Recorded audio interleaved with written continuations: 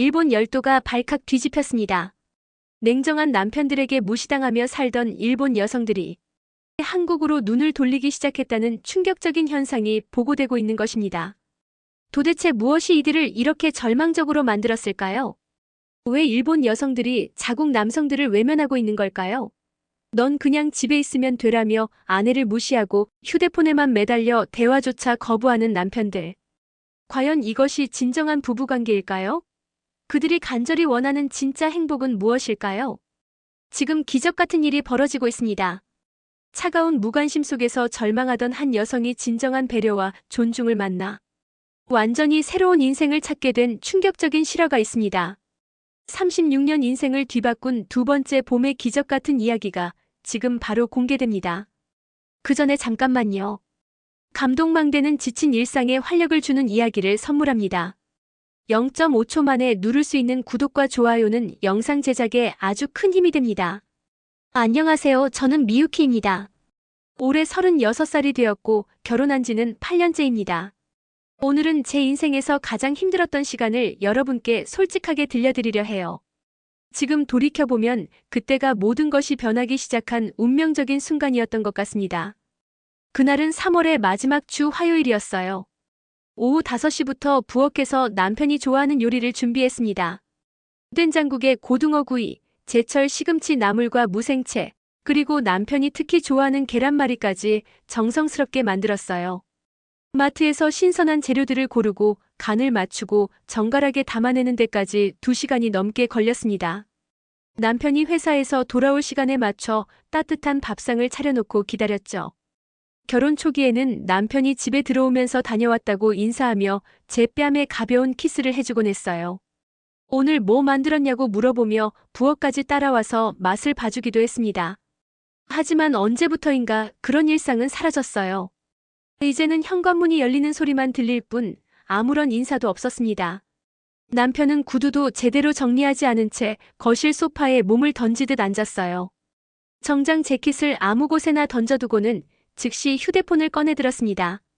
회사 일로 지친 모습이긴 했지만 저는 밝은 목소리로 수고했다고 말하며 식사하자고 했어요. 하지만 남편은 스마트폰 화면에만 시선을 고정한 채 무반응이었습니다. 아마 회사 메신저나 온라인 뉴스를 보고 있었겠죠. 여보라고 부르며 식사하자고 다시 말하자 남편은 귀찮다는 듯이 한숨을 내쉬었어요.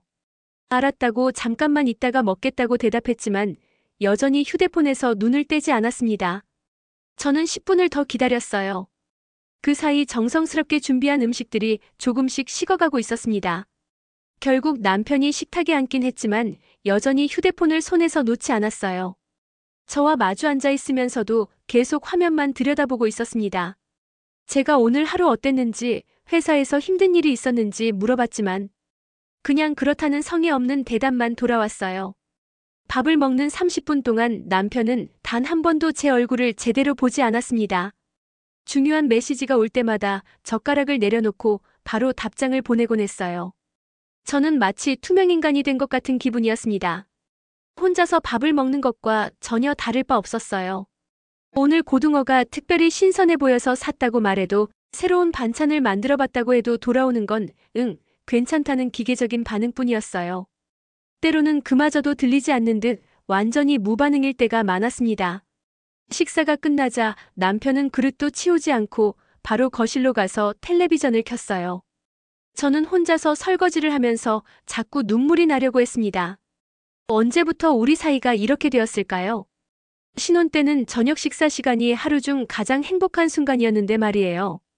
서로의 하루 일과를 나누고 작은 일상의 기쁨도 함께 웃으며 얘기했었는데 이제는 그런 시간들이 완전히 사라져버렸습니다. 그날 밤 남편 옆에 누워있으면서도 마치 넓은 침실에 혼자 있는 것 같은 깊은 외로움을 느꼈어요. 이런 일상이 앞으로도 계속된다면 우리 결혼 생활은 도대체 어떻게 될까 하는 막막한 걱정이 밀려왔습니다. 그날 이후로 남편의 무관심은 더욱 심해졌습니다. 아침에 출근할 때도 인사 없이 나가고 저녁에 돌아와서도 바로 소파에 앉아 휴대폰만 들여다봤어요. 저는 이런 상황을 바꿔보려고 노력했습니다. 남편이 좋아할 만한 새로운 요리도 시도해보고 회사 일에 대해서도 더 많이 물어보려고 했어요. 어느 금요일 저녁이었습니다.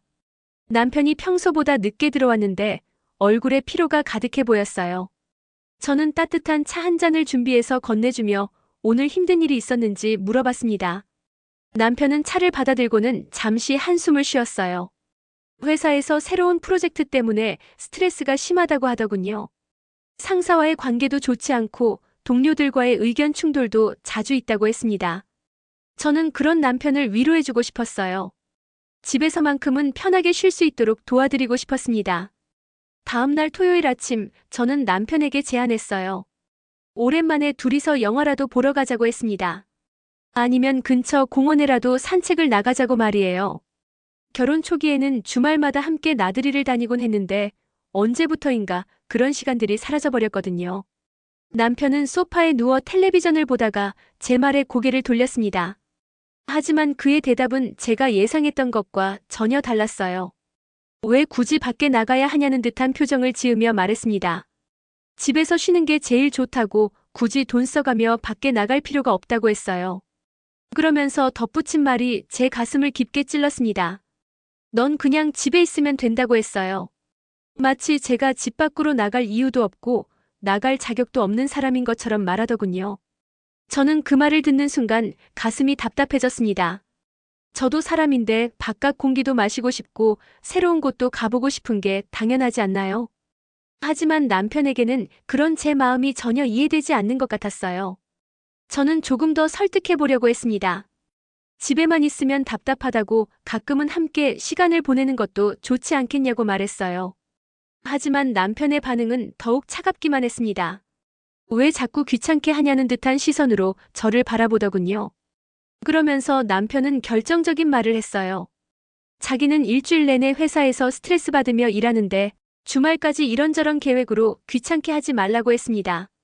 여자들은 이해할 수 없다면서 남자가 얼마나 힘든지 모른다고 하더군요. 저는 그 순간 정말 화가 났어요. 저도 매일 집안일을 하고 남편을 위해 요리를 하고 집을 깨끗하게 유지하느라 나름대로 바쁘게 지내고 있는데 그런 노력은 전혀 인정해주지 않더라고요.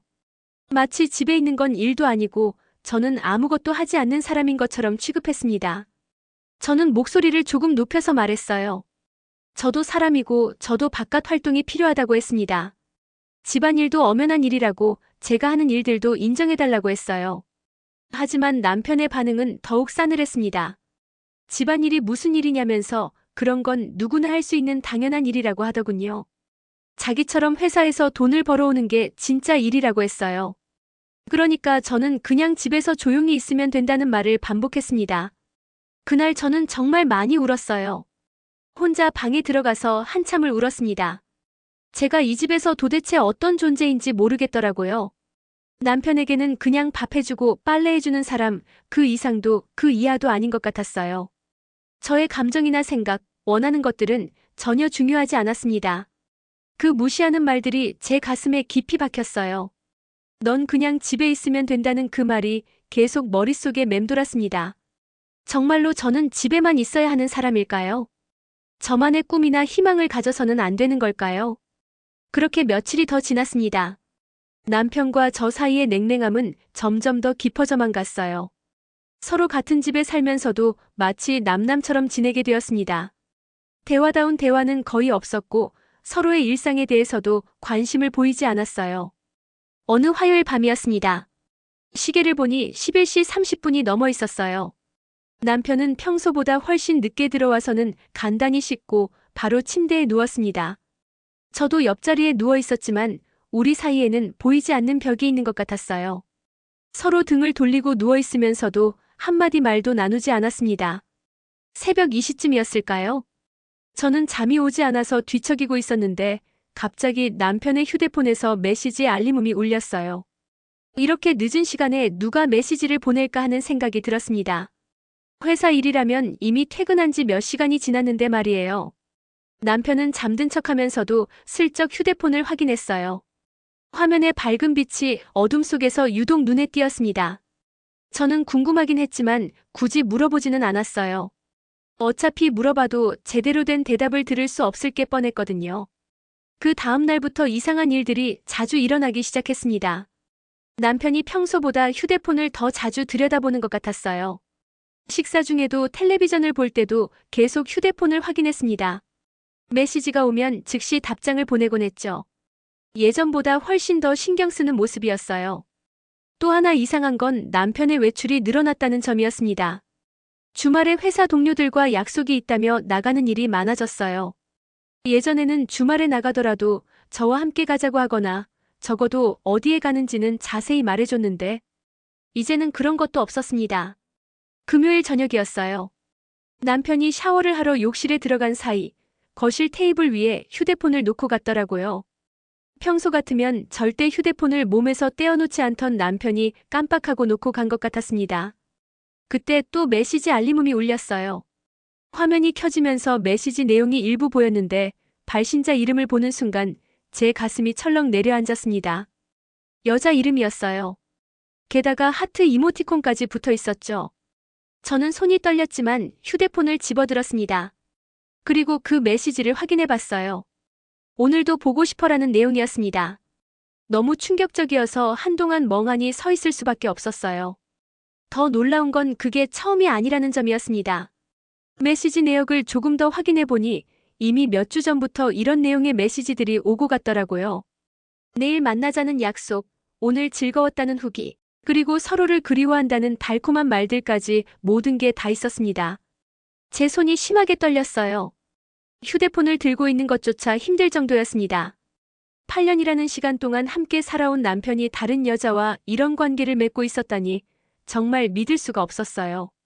그동안 제게 무관심했던 이유가 바로 이것 때문이었구나 하는 생각이 들면서 모든 퍼즐이 맞춰지는 기분이었습니다. 욕실에서 물소리가 멈추는 게 들렸어요. 남편이 곧 나올 것 같아서 급하게 휴대폰을 원래 자리에 놓았습니다. 그리고 아무 일 없었던 것처럼 소파에 앉았죠. 하지만 제 마음속은 이미 폭풍우가 몰아치고 있었어요.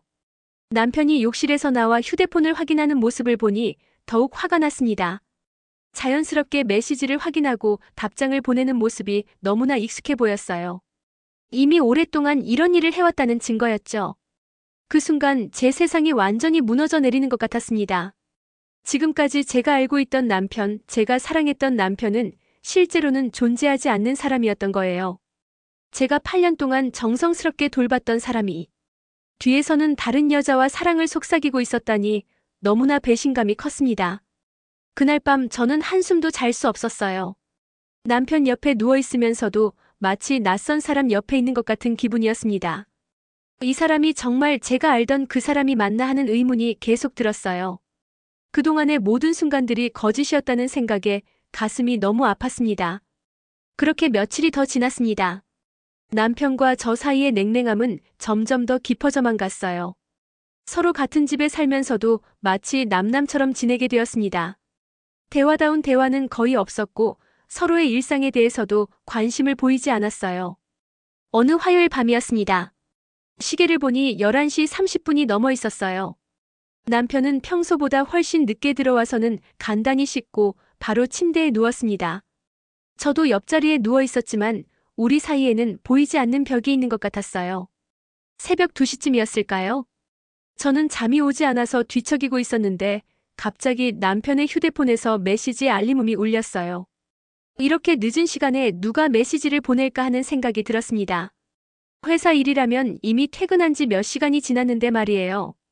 남편은 잠든 척하면서도 슬쩍 휴대폰을 확인했어요. 화면의 밝은 빛이 어둠 속에서 유독 눈에 띄었습니다. 저는 궁금하긴 했지만 굳이 물어보지는 않았어요. 어차피 물어봐도 제대로 된 대답을 들을 수 없을 게 뻔했거든요. 그 다음 날부터 이상한 일들이 자주 일어나기 시작했습니다. 남편이 평소보다 휴대폰을 더 자주 들여다보는 것 같았어요. 식사 중에도 텔레비전을 볼 때도 계속 휴대폰을 확인했습니다.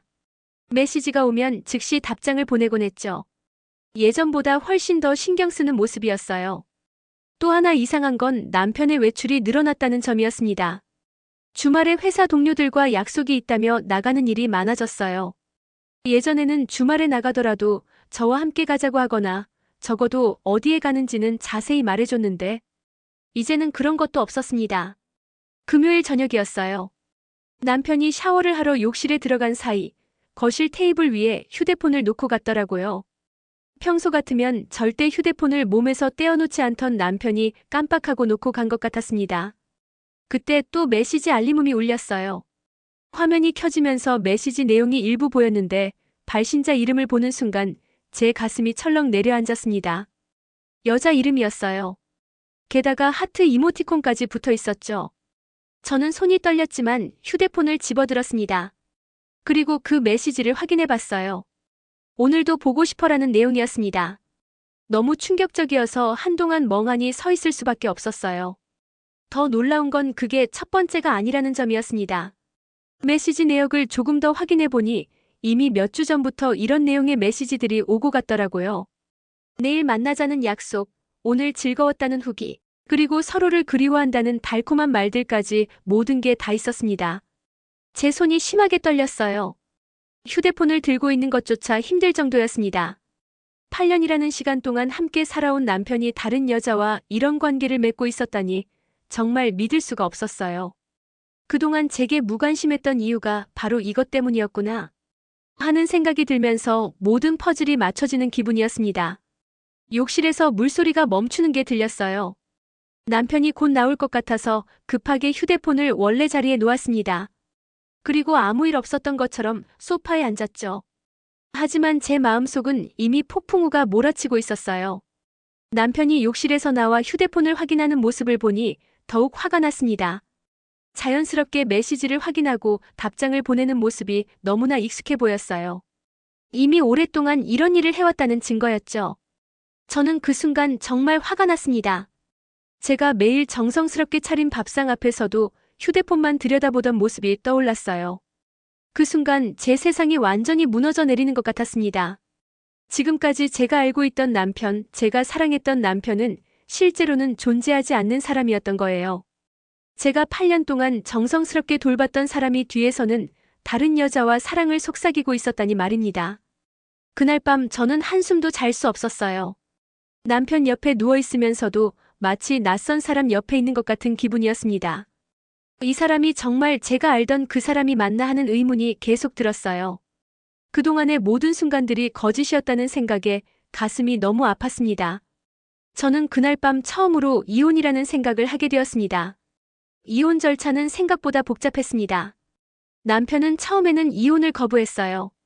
다른 여자가 있으면서도 막상 이혼하자고 하니까 당황하는 것 같았습니다. 하지만 저는 이미 마음을 정했어요. 변호사와 상담도 받고 필요한 서류들도 준비했습니다. 6개월 후 드디어 이혼이 성사되었어요. 재산 분할이나 위자료 문제로 몇 번 다퉜지만 결국 모든 게 정리되었습니다. 저는 혼자만의 공간을 마련했어요. 작은 원룸이었지만 오랜만에 느끼는 자유로움이 좋았습니다. 처음 몇 달은 정말 힘들었어요. 혼자 살아본 지 오래되어서 모든 게 서툴렀습니다.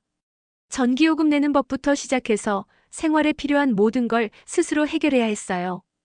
때로는 외롭기도 했고 앞으로 어떻게 살아야 할지 막막하기도 했습니다. 그래도 조금씩 새로운 일상에 적응해 나갔어요. 근처 마트에서 아르바이트도 시작했습니다. 오랫동안 집에만 있었던 터라 처음엔 어색했지만 사람들과 대화하고 일하는 게 생각보다 즐거웠어요. 비록 적은 돈이지만 제 손으로 번 수입이 있다는 게 뿌듯했습니다. 어느 토요일 오후였어요. 마트에서 일을 마치고 집으로 돌아가는 길에 대학 시절 친구 사토미를 우연히 만났습니다. 오랜만에 만난 친구와 함께 근처 카페에서 차를 마시게 되었어요. 사토미는 제 이혼 소식을 듣고 많이 놀라워했습니다. 하지만 제가 혼자 살면서 밝아진 모습을 보고는 오히려 잘했다고 격려해 주었어요. 그러면서 흥미로운 제안을 했습니다. 다음 주에 국제 교류 모임이 있다고 하더라고요. 일본에 관심이 있는 한국 사람들과 한국에 관심이 있는 일본 사람들이 모여서 문화를 나누는 자리라고 했습니다. 새로운 사람들도 만나고 한국어도 배울 수 있을 거라고 하면서 함께 가자고 했어요. 저는 처음에는 망설였습니다. 그런 모임에 가본 적도 없고 한국어도 전혀 할 줄 몰랐거든요. 하지만 사토미가 계속 권하는 걸 보니 한번 가봐도 좋을 것 같았어요. 새로운 경험이 될 것 같았습니다. 그 다음 주 토요일, 저는 사토미와 함께 교류 모임 장소로 갔습니다. 작은 커뮤니티 센터였는데 생각보다 많은 사람들이 와 있었어요. 일본 사람들과 한국 사람들이 반반쯤 섞여 있었습니다. 처음에는 어색했지만 모임 진행자가 친절하게 안내해 주어서 금세 분위기에 적응할 수 있었어요. 간단한 자기소개부터 시작해서 서로의 문화에 대해 이야기하는 시간을 가졌습니다. 그때 한 모서리에 조용히 앉아 있는 한국 남성을 보게 되었어요. 다른 사람들보다 나이가 좀 더 많아 보였고 차분한 인상이었습니다. 다른 한국 사람들은 활발하게 대화하고 있었는데 그분만 혼자 조용히 앉아 계시더라고요. 모임 중간에 휴식 시간이 있었어요. 저는 그분에게 다가가서 인사를 했습니다. 일본어로 간단히 자기소개를 하니까 그분도 일본어로 대답해 주시더라고요. 이름이 준호라고 하셨어요. 준호 씨는 한국에서 온 연구원이라고 했습니다. 일본 대학에서 1년간 연구과제를 진행하고 계신다고 하더라고요. 나이는 42살이라고 하셨습니다. 혼자 일본에 와서 외로울 때가 많아서 이런 모임에 나오게 되었다고 말씀하셨어요. 저도 제 상황을 간단히 말씀드렸습니다. 최근에 이혼하고 혼자 살게 되었다고 새로운 시작을 위해 이런 모임에 나왔다고 했어요. 준호 씨는 제 말을 조용히 들어주시면서 고개를 끄덕이셨습니다. 모임이 끝난 후에도 준호 씨와 조금 더 이야기할 수 있었어요.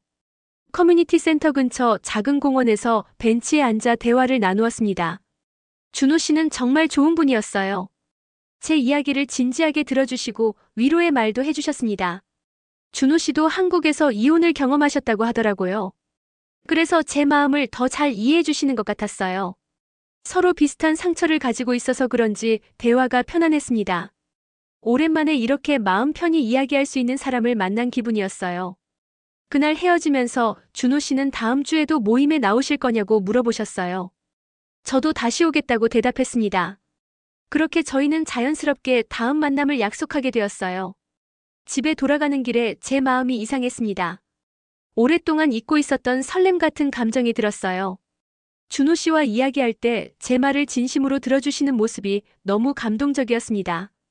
이혼 후 처음으로 다른 사람에게 관심을 가지게 된 순간이었어요. 그 다음 주 토요일, 저는 다시 교류 모임에 참석했습니다. 준호 씨를 다시 만날 수 있다는 기대감에 평소보다 일찍 준비하고 나갔어요. 모임 장소에 도착하니 준호 씨가 이미 와 계시더라고요. 저를 보시고는 따뜻하게 미소 지어 주셨습니다. 그날도 모임 후에 공원에서 함께 시간을 보냈어요. 준호 씨는 저에게 한국 문화에 대해 많은 이야기를 들려주셨습니다. 한국 음식, 한국의 계절, 그리고 한국 사람들의 정서에 대해 설명해 주시는 모습이 정말 매력적이었어요. 저도 일본 문화에 대해 이야기해 드렸습니다. 일본의 전통이나 예절, 그리고 일본 여성들의 생활에 대해 말씀드렸어요. 준호 씨는 제 이야기를 정말 흥미롭게 들어주셨습니다. 특히 일본 요리에 대해 물어보시더라고요. 몇 주가 지나면서 저희는 모임 외에도 개인적으로 만나게 되었습니다. 처음에는 카페에서 차를 마시며 이야기하는 정도였어요. 하지만 점점 더 자주 만나게 되었고 함께 보내는 시간도 길어졌습니다. 준호 씨와 함께 있으면 정말 편안했어요. 제 전 남편과는 완전히 다른 분이었습니다. 제 말을 끝까지 들어주시고 제 감정을 이해하려고 노력해 주셨어요. 작은 일에도 관심을 보여주시고 제가 힘들어할 때는 위로해 주셨습니다. 어느 일요일 오후 준호 씨와 함께 도쿄 시내를 걸었습니다. 봄이 와서 벚꽃이 피기 시작했어요. 우에노 공원에서 벚꽃을 구경하면서 이야기를 나누었는데 그때 준호 씨가 한국말로 몇 마디 하셨어요. 저는 한국어를 전혀 모르니까 무슨 말인지 알 수 없었습니다. 준호 씨에게 무슨 뜻인지 물어봤더니 벚꽃이 아름답다는 말이라고 하시더라고요. 그리고 한국에도 벚꽃이 많이 핀다고 기회가 되면 보여드리고 싶다고 말씀하셨습니다. 그 순간 제 마음속에 어떤 결심이 생겼어요. 준호 씨와 더 깊은 대화를 나누고 싶었습니다. 일본어로만 대화하는 것보다는 준호 씨의 모국어인 한국어로도 이야기할 수 있으면 좋겠다고 생각했어요. 집에 돌아가서 저는 인터넷으로 한국어 학습에 대해 알아봤습니다. 독학용 교재도 있고 온라인 강의도 있더라고요. 근처에 한국어 학원도 있었지만 저는 혼자서 천천히 배우고 싶었어요. 다음 날 서점에 가서 한국어 입문서를 샀습니다. 한글 자모부터 시작하는 기초 교재였어요. 집에 와서 첫 페이지를 펼쳐보니 정말 새로운 세상이 펼쳐지는 기분이었습니다. 한글은 일본어보다 훨씬 규칙적이고 논리적이었어요. 자음과 모음을 조합해서 글자를 만드는 방식이 신기했습니다. 처음에는 어려웠지만 조금씩 익숙해지기 시작했어요. 매일 밤 1시간씩 한국어 공부를 했습니다. 마트에서 일을 마치고 집에 오면 책상에 앉아서 한글을 써보고 발음을 따라해봤어요. 준호 씨가 가르쳐준 몇 가지 단어들도 반복해서 연습했습니다. 2주 후 준호 씨를 만났을 때 저는 용기를 내서 한국어로 인사해봤어요. 안녕하세요라는 간단한 인사였지만 준비한 발음으로 말해봤습니다. 준호 씨는 정말 놀라워하시면서 기뻐하셨어요. 준호 씨가 제게 한국어 공부를 하고 있느냐고 물어보셨습니다. 저는 솔직하게 대답했어요. 준호 씨와 더 많은 이야기를 나누고 싶어서 한국어를 배우기 시작했다고 말씀드렸습니다. 그러자 준호 씨의 표정이 달라졌어요. 감동받은 것 같았습니다. 그리고 제게 고마우면서도 미안하다고 하시더라고요. 자신 때문에 어려운 공부를 시작하게 해서 미안하다고 말씀하셨어요. 저는 전혀 힘들지 않다고 오히려 즐겁다고 말씀드렸습니다. 새로운 언어를 배우는 게 이렇게 재미있을 줄 몰랐다고 했어요. 그리고 언젠가는 한국에도 가보고 싶다고 말했습니다. 준호 씨는 제게 한국어를 가르쳐 주겠다고 하셨어요. 혼자 공부하는 것보다 누군가와 함께하면 더 빨리 배울 수 있을 거라고 하시면서 말이에요. 저는 정말 기뻤습니다. 그날부터 저희의 만남은 더욱 특별해졌어요. 준호 씨는 저에게 한국어를 가르쳐 주시고 저는 준호 씨에게 더 자연스러운 일본어 표현들을 알려드렸습니다. 서로의 언어를 배워가면서 더 가까워질 수 있었어요. 한 달이 지나자 저는 간단한 한국어 문장을 만들 수 있게 되었습니다. 고맙습니다, 맛있습니다, 좋습니다 같은 기본적인 표현들을 할 수 있었어요. 준호 씨는 제 발음을 교정해 주시면서 격려해 주셨습니다. 어느 날 저녁 준호 씨와 함께 저녁을 먹고 있을 때였어요. 저는 한국어로 이야기해 봤습니다. 서투르지만 제 마음을 전하고 싶었어요. 당신이 제 이야기를 들어주셔서 감사합니다라고 말했습니다. 준호 씨는 제 한국어를 듣고 정말 감동받으신 것 같았어요. 그리고 저에게 말씀하셨습니다. 미유키 씨의 노력하는 모습이 정말 아름답다고 자신도 미유키 씨에게서 많은 것을 배우고 있다고 하셨어요. 그 순간 저는 확신했습니다.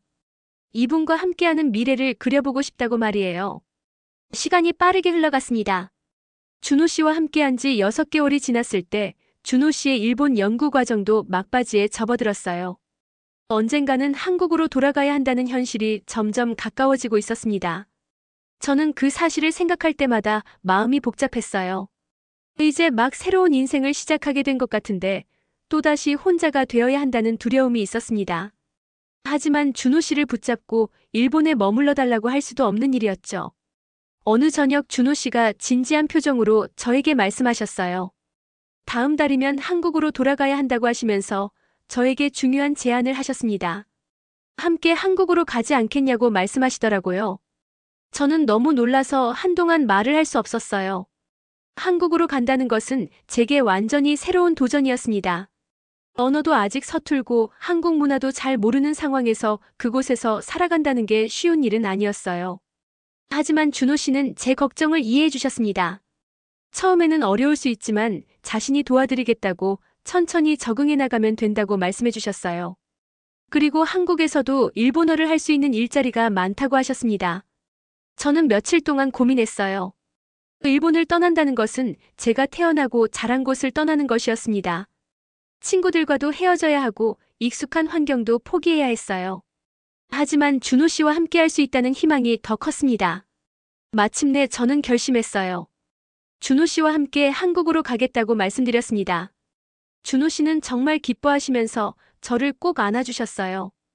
그 순간 제 마음도 확신으로 가득 찼습니다. 한국으로 가기 위한 준비가 시작되었습니다. 비자 신청부터 시작해서 짐 정리 그리고 한국어 공부도 더욱 열심히 했어요. 준호 씨는 한국 생활에 필요한 모든 것들을 자세히 알려주셨습니다. 특히 한국어 공부에 더욱 집중했어요. 일상 대화는 어느 정도 할 수 있게 되었지만 한국에서 살려면 더 많은 표현을 알아야 했습니다. 은행 업무, 쇼핑, 병원 등에서 사용하는 실용적인 한국어들을 배웠어요. 준비 과정에서 가장 어려웠던 건 가족과 친구들에게 알리는 일이었습니다. 사토미를 비롯한 친구들은 제 결정을 응원해 주었지만 부모님은 많이 걱정하셨어요. 딸이 외국으로 가서 사는 것에 대한 불안감이 크셨던 것 같아요. 하지만 저는 부모님께 솔직하게 말씀드렸습니다. 이혼 후 힘든 시간을 보냈지만 준호 씨를 만나면서 다시 행복을 느끼게 되었다고 했어요. 한국에서 새로운 인생을 시작하고 싶다고 말씀드렸습니다. 부모님도 제 진심을 아시고는 결국 허락해 주셨어요. 대신 자주 연락하고 힘들면 언제든 돌아오라고 하셨습니다. 그 말씀을 들으니 마음이 든든했어요. 드디어 한국으로 떠나는 날이 왔습니다. 나리타 공항에서 준호 씨와 함께 비행기에 올랐어요. 창문 밖으로 점점 멀어지는 일본을 바라보니 감회가 새로웠습니다. 36년간 살았던 고향을 떠나는 순간이었어요. 이 시간 후 인천국제공항에 도착했습니다. 처음 밟는 한국 땅이었어요. 공항에서부터 들리는 한국어가 신기하면서도 약간 긴장되었습니다. 그동안 공부했던 한국어를 실제로 사용해야 하는 순간이 온 거였어요. 준호 씨가 저를 한국으로 안내해 주셨습니다. 지하철을 타고 서울 시내로 향했는데 모든 게 새로웠어요.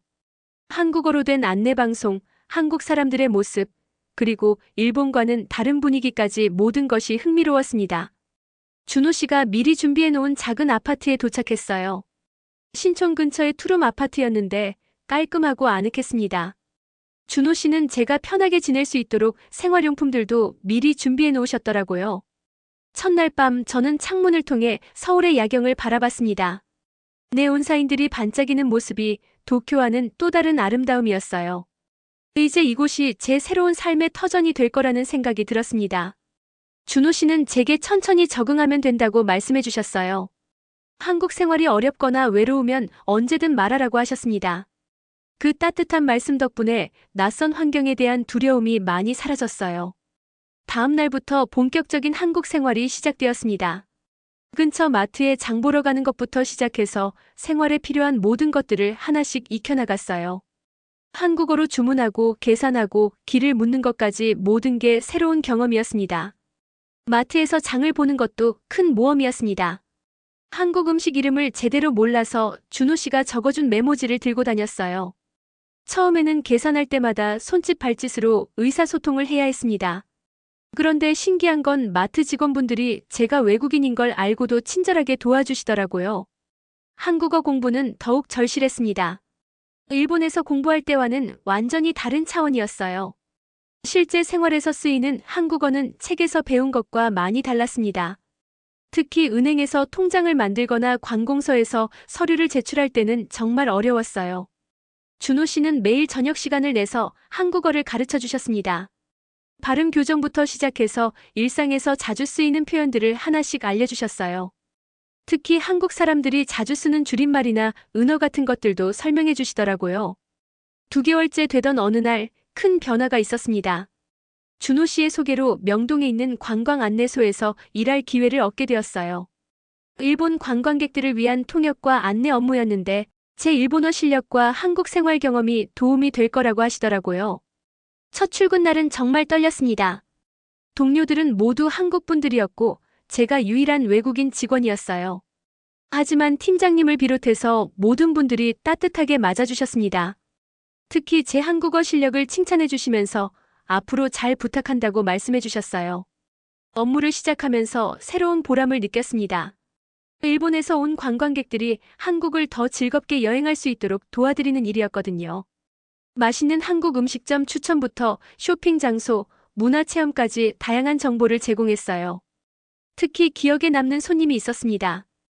60대 일본인 남성분이셨는데 이혼 후 혼자 여행을 오신 분이었어요. 저와 비슷한 상황이라며 많은 이야기를 나누셨습니다. 그분께 제 경험담을 들려드리니 많은 위로가 되신다고 하시더라고요.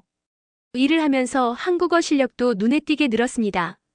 매일 다양한 사람들과 대화를 나누다 보니 자연스럽게 표현력이 풍부해졌어요. 동료들도 제 발전을 보고 깜짝 놀라셨습니다. 3개월 만에 이 정도로 늘 줄 몰랐다고 하시더라고요. 퇴근 후에는 준호 씨와 함께 서울 곳곳을 둘러보는 시간을 가졌습니다. 한강공원에서 치킨과 맥주를 즐기기도 하고 경복궁과 창덕궁 같은 고궁을 구경하기도 했어요. 일본의 문화와 비슷하면서도 독특한 한국만의 매력을 발견하는 게 흥미로웠습니다. 한국 음식에도 점점 익숙해졌어요. 처음에는 매운맛 때문에 힘들어했는데 이제는 김치 없으면 밥을 못 먹을 정도가 되었습니다. 특히 김치찌개와 된장찌개는 제가 가장 좋아하는 음식이 되었어요. 주말에는 준호 씨 가족들과 시간을 보내기도 했습니다. 처음 만날 때는 한국어가 서툴러서 걱정이 많았는데 부모님과 누나분이 저를 친딸처럼 받아주셨어요. 어머니께서는 제가 한국 음식을 좋아한다는 걸 아시고 직접 김치를 담가서 주시기도 했습니다. 준호 씨 가족과 함께 있으면 정말 따뜻한 가족의 일원이 된 것 같은 느낌을 받았어요. 이전 결혼 생활에서는 느껴보지 못했던 소속감이었습니다. 외국인이라는 것보다 가족으로 받아주시는 마음이 너무 고마웠어요. 오늘은 일요일입니다. 준호 씨와 함께 작은 식탁에서 점심을 먹고 있어요. 제가 직접 만든 일본식 카레와 준호 씨가 만든 김치볶음밥을 나눠 먹으며 한 주 동안 있었던 일들을 이야기하고 있습니다. 이전 결혼 생활에서는 남편이 제 말을 들어주지 않아서 혼자 식사할 때가 많았어요. 각자 휴대폰만 보며 차가운 침묵 속에서 밥을 먹었죠.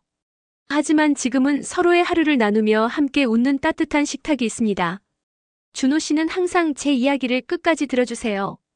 직장에서 있었던 작은 일들부터 한국 생활의 어려움이나 즐거움까지 모든 것을 함께 나눕니다. 힘들 때는 위로해 주시고 기쁠 때는 함께 기뻐해 주세요. 창문 밖으로는 따뜻한 봄 햇살이 들어오고 있어요. 벚꽃이 만개한 4월의 서울입니다. 저에게는 36세의 새로운 봄이 시작된 것 같습니다. 이혼의 상처와 외로움을 이겨내고 찾아온 두 번째 봄이에요. 문득 마음속 깊은 곳에서 행복감이 올라오는 걸 느꼈어요. 이런 평범한 일상, 이런 따뜻한 대화, 이런 자연스러운 웃음이 얼마나 소중한지 깨닫게 되었습니다. 저는 준호 씨에게 솔직한 마음을 말했어요. 한국에 와서 정말 행복하다고, 이런 일상이 얼마나 소중한지 모르겠다고 했습니다. 준호 씨도 저와 함께해서 행복하다고 말씀해 주시더라고요.